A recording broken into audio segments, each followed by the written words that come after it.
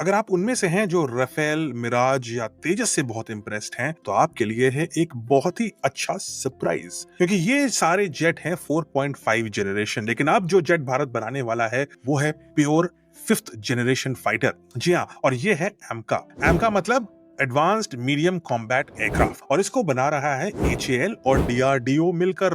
यानी कि ये 100% इंडिजीनियस फिफ्थ जनरेशन फाइटर होने वाला है। गजब की टेक्नोलॉजी है। लगभग 11 मीटर चौड़ा ये विमान जब पाकिस्तान या किसी भी दुश्मन के रेडार पे दिखाई देगा तो ये महज एक छोटी सी मक्खी जितना दिखाई देगा। और इस प्लेन के अंदर फिट होगा ब्रह्मोस क्रू मिसाइल, यानी कि हाइपरसोनिक क्रूज मिसाइल को ले जा पाएगा। एम का 1500 किलोमीटर तक यह हाइपरसोनिक मिसाइल कहीं भी हिट कर देगी महज सेकंडों में, क्योंकि उस मिसाइल की वेलोसिटी आपको पता है 10,000 किलोमीटर प्रति घंटा। साथ ही साथ एम का सुपर क्रूज मोड पे चलेगा, यानी इसमें आफ्टर बर्नर्स नहीं होंगे, और इसकी वजह से कोई भी हीट सीकिंग मिसाइल इसको टारगेट नहीं कर सकती। इसके सारे वेपन्स क्लोज्ड बे में होंगे, यानी कोई भी इसका हथियार बाहर लटकता हुआ दिखाई नहीं देगा। इसी वजह से रेडार पे इसका जो इमेज आता है वो एक मक्खी के जितना बड़ा दिखाई देता है। साथ ही साथ आप इसको लॉन्च कर सकते हैं भारत के अपने एयरक्राफ्ट कैरियर से, तो इसका मतलब यह है कि हम उस एयरक्राफ्ट कैरियर से एमका को कहीं भी ले जाएंगे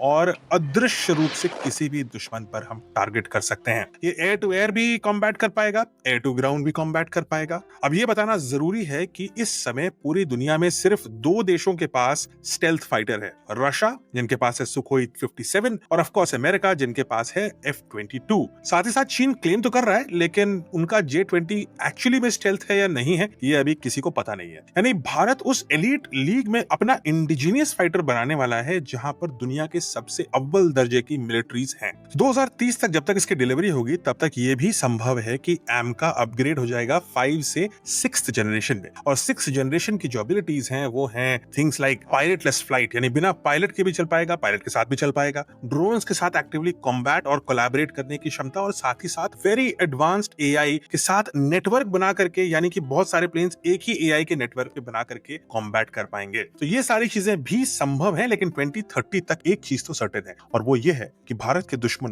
तैयार हो जाएं, क्योंकि इंडिया अपना इंडिजीनियस स्टेल्थ फाइटर लाने वाला है जिसका नाम है एमका। और ये मैसेज उन लोगों के लिए भी है जो बार बार कहते रहते हैं कि इंडिया सिर्फ कोलैबोरेशन में ही वेपन बना पाता है, तो कौन सी बड़ी बात है। ये 100% इंडिजीनियस है। एचएएल और डीआरडीओ मिलकर बनाएंगे दुनिया का सबसे अच्छा फाइटर जेट। जो सबसे कॉम्प्लिकेटेड टेक्नोलॉजी होती है वो भारत अपने बलबूते पे बनाएगा। तो याद रखिए इस बात को भी।